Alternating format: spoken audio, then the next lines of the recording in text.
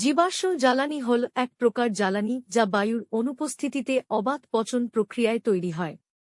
মৃত গাছের পাতা, মৃতদেহ ইত্যাদি জীবনের উপাদান হাজার হাজার বছর ধরে মাটির নিচে চাপা পড়ে এ জ্বালানি তৈরি হয়।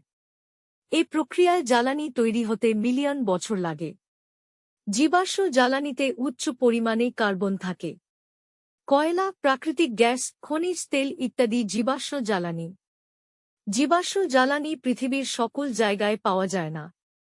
যে দেশে পাওয়া যায় তার ওপর অন্যান্য দেশ নির্ভর করে। প্রধান প্রধান জীবাশ্ম জ্বালানি।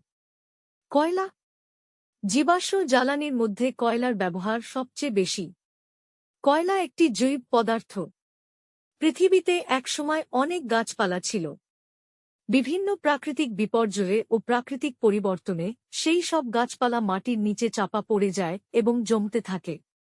গাছের পাতা ও কাণ্ড রাসায়নিক পরিবর্তনের ফলে কয়লায় পরিণত হয়। প্রাকৃতিক গ্যাস। প্রাকৃতিক গ্যাস শক্তির একটি অতি পরিচিত উৎস। প্রাকৃতিক গ্যাস পাওয়া যায় ভূগর্ভে। পৃথিবীর অভ্যন্তরের প্রচণ্ড চাপ ও তাপ এই উপাদান সৃষ্টির প্রধান কারণ। পেট্রোলিয়াম কূপ থেকেও প্রাকৃতিক গ্যাস পাওয়া যায়। এই গ্যাসের প্রধান উপাদান মিথেন। প্রাকৃতিক গ্যাসের 6.095% হল মিথেন। এছাড়া ইথেন, প্রোপেন, আইসোবিউটেন, বিউটেন এবং পেন্টেন থাকে। খনিজ তেল। পেট্রোলিয়াম একটি ল্যাটিন শব্দ। এই শব্দটি এসেছে পেট্রো অর্থ পাথর ও ওলিয়াম শব্দের অর্থ তেল, অর্থাৎ পেট্রোলিয়াম শব্দের অর্থ পাথরের তেল। টারশিয়ারি যুগে অর্থাৎ আজ থেকে 5-6 কোটি বছর পূর্বে পাথরের স্তরে স্তরে গাছপালা ও সামুদ্রিক প্রাণী জমা পড়ে। কালে কালে তারাই খনিজ তেলে পরিণত হয়। আজকের স্থলভাগের অনেকটাই পূর্বে সমুদ্রের অন্তর্গত ছিল। প্রয়োজনীয়তা। তাপবিদ্যুৎ কেন্দ্রের প্রধান উপাদান কয়লা। কয়লা পুড়িয়ে সরাসরি তাপ পাওয়া যায়। এটি একটি অতি পরিচিত জ্বালানি।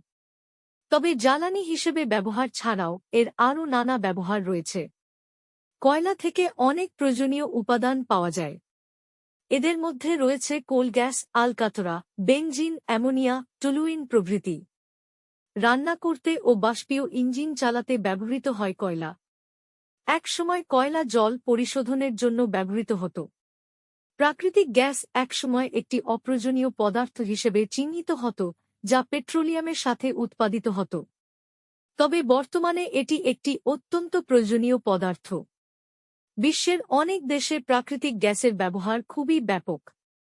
এর প্রধান ব্যবহার জ্বালানি হিসেবে। রান্নার কাজে এর ব্যবহার রয়েছে। তবে সিলিন্ডারে করে যে গ্যাস সরবরাহ করা হয় তা প্রধানত বিউটেন। অনেক সার কারখানায় এর ব্যবহার রয়েছে। তাপবিদ্যুৎ কেন্দ্রেও এর ব্যবহার রয়েছে। শক্তির অন্যতম পরিচিত উৎস খনিজ তেল বা পেট্রোলিয়াম। বর্তমান সভ্যতায় এর ব্যবহার অনেক ব্যাপক। গ্রামের কুঁড়েঘর থেকে শুরু করে আধুনিক সভ্যতার পরিবহন ব্যবস্থা সর্বত্রই এর অবদান রয়েছে। পেট্রোলিয়াম থেকে নিষ্কাশিত তেল পেট্রোল, পাকা রাস্তার ওপর দেয়া পিচ, কেরোসিন ও চাষবাসের জন্য এর ব্যবহার উল্লেখযোগ্য।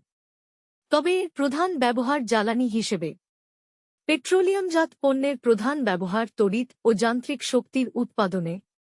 পেট্রোলিয়াম থেকে আরও পাওয়া যায় নানান রকম প্রসাধনী, যেমন ক্যাশমিলন, পলিয়েস্টার, টেরিলিন।